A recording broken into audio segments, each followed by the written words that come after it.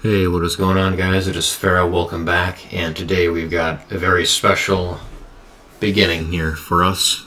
So obviously I gave away the Lightning Emperor account, and I gave away the Dark Mage account. So I was able to get my hands on an account that now I would actually like to play myself and run some sort of like, I don't want to call it a beginner's guide because I already did the beginner's guide, and for like 9 months or whatever, 8 months, I didn't summon any scrolls, and then we had the massive summoning session at the end of that, and obviously we got some pretty cool stuff for those of you that have seen that whole series. This will be more of a just kind of relaxed, laid back, having fun. There are new things in the game. The Abyss dungeons weren't out back then. They had just come out by the time that I was finishing that series up. So that definitely changed the beginning of the game, because now it's kind of like, do you really need Trikaru? Not really. I don't believe you can use that in Punisher's Crypt Abyss. Punisher's Crypt Abyss just came out like yesterday or something, I think, or a couple days ago. I think it's pretty new. So I don't think you can use Trikaru anywhere anymore. It's just a completely useless team for everyone that spent actual time putting it together and building it and focusing all of the resources on it. So yeah, I mean, hopefully you did that years ago and you got a lot of use out of it, and not like once the Abyss dungeons came out, I think the need for it definitely had already dropped at that point too, though, so I don't know. But anyway, we obviously won't be building that team. The dot team, I think, is pretty much useless now too.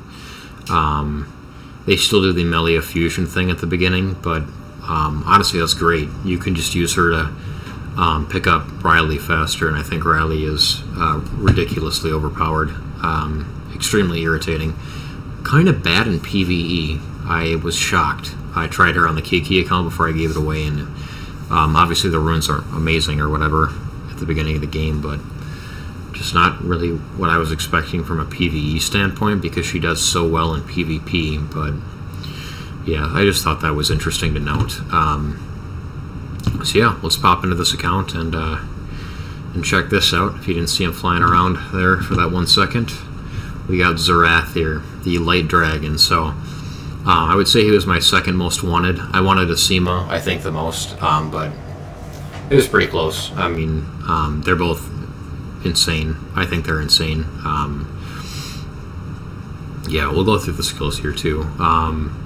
The Awakening, he gets 15% crit rate. Obviously, the base stats go up, and he gets a name. His leader skill is 24% crit rate. So if you use the leader skill plus his base 30% once he's awakened, he's already at 54%. So that's pretty cool. It's kind of a nice leader skill for dungeons too, to have crit rate, especially early on when you just don't have it. So his third skill, Armageddon, redistributes the HP of all enemies, excluding the boss, and sacrifices half of your current HP to deal damage proportionate to the sacrificed HP to all enemies. So that's kind of weird. The redistribution thing doesn't matter too much. It's disgusting. Like, the damage that comes out of this skill is not normal. He literally,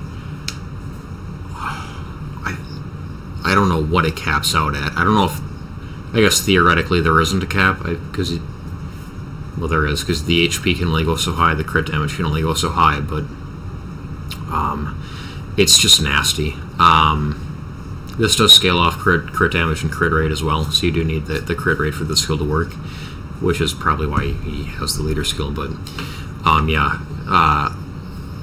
I obviously don't have the runes to show that right now. If you guys want to look it up, what Zarra can do, it's really not normal. I mean, he can literally destroy almost any unit in the game with this skill. It's like you gotta only the really tanky units are surviving this hit. It's a nasty hit. Without the redistribute HP thing at all, just him sacrificing his own HP and then hitting everyone, it's insane. The second skill here calls upon the holy power of light to remove 2 harmful effects from all allies and heal heals their HP by 15% of your max HP. So, reading the skill, it should be he heals 15% of his max. He takes 15% of his max HP, and that becomes a heal. He's not sacrificing it; it's just the heal that is getting thrown onto an ally. So that should be extremely high. I mean, even at 15%, he is a unit that you want to have at 50,000 HP or more. Like, you want him at literally as high HP as possible. Yeah, there's no... He's one of those units where it's like, defense is pretty good, but I mean, if you could put HP there instead of defense, it's actually, you'd have to put HP there. Like, he's one of those that you need just straight HP, just a ton of it. And then obviously, again, crit rate, crit damage, speed is something that pretty much every unit in the game needs too. So, yeah. And then light attribute allies will receive a doubled amount of healing. So they should be like damn near maxed. And then this one does damage based on your max HP. Really, it's about these two skills, and really just this one. This skill can wave clear in dungeons. Lucian is a great wave clearer, but obviously he is a wind affinity unit. You're not going to be able to use him in dragons, but you look at Zarra, and there's no reason to not be able to. He's a light unit. You can use him anywhere, any dungeon, and because it's based on HP with crit rate, crit damage, that kind of thing, it's not so much about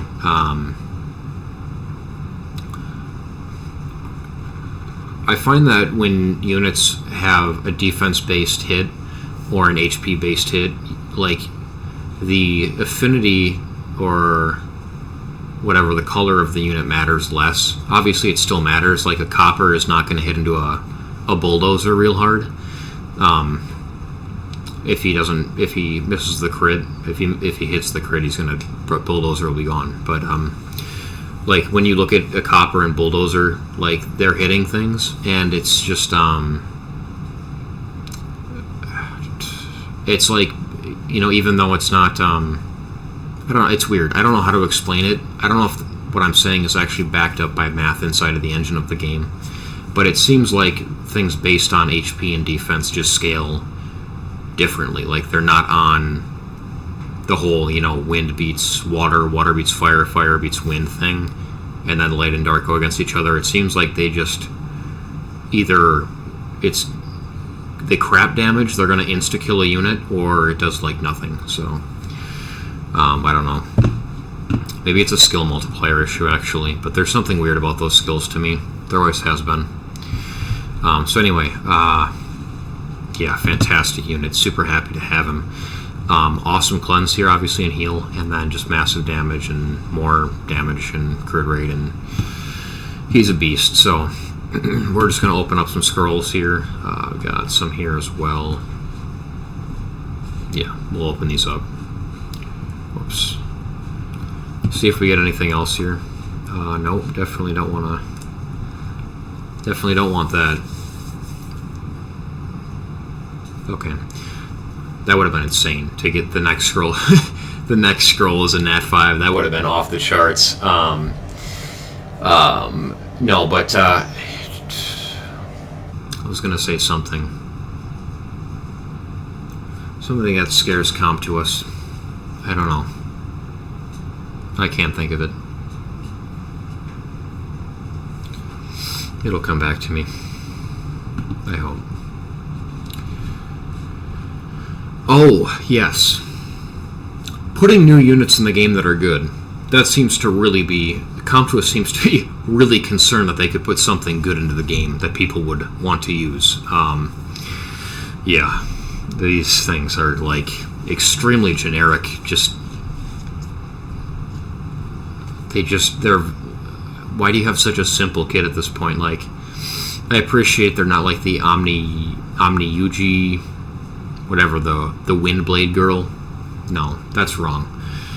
Because there's Blade Dancers and there's Chisun. The 5-star, the fire one is called Tome, and the water one is Shizuka. The wind one, I don't think anyone knows. But yeah, those ones have kits that are, a mile long you got to read through, and they, added something different into the game. And it doesn't have to be like that at all. It just has to be something useful, like something interesting to look at. Because it really does seem like a lot of the new units are like intentionally bad. Like they're putting them into the pool so that it's like, oh, well, you should just go ahead and summon more, because you're going to have to, because you're going to have an extra chance of getting something you didn't want now. So yeah, I don't get it. Just make good stuff. Just make good stuff. I don't know if I've gotten a Win Marshall CAD yet. I haven't been checking the 3 stars very closely. Naomi would be awesome to pick up here early on. A Spectra would be awesome to pick up early on. I think those are probably my top 2, are Spectra and Naomi. Pick those up, get those up and running, have something to throw my Second Awakened energy into that I know will be useful for some amount of time. Okay, not the most amazing rates here today in terms of the mysticals. That's a little odd. I'll actually be right back. Alright, so we have an event that is going on where if you summon 10 scrolls, you get a scroll back. I just didn't want to add going to that page in the video because it's already kind of a little bit longer, so save a couple seconds there. Illusion and the Water Twins would be amazing. Yeah, Illusion and the Water Twins are top draw right now for me. Definitely try to get some Rift Beast teams going. Just get Lucian, just because it's Lucian. He'll be good forever. So yeah, we can pick up this last scroll here. Ooh, a chance. They look so much like the dragons. It's almost like if I had gotten Varad there, that would have been super cool. Have a Dragon Brothers account already. So anyway, that's all for this video. Just some summoning, showing off Zarath here. It's really cool that Comtuous made them so obnoxiously large that it's impossible to not see him. So yeah. Anyway, I'll see everybody in the next video, and as always, thank you guys for watching.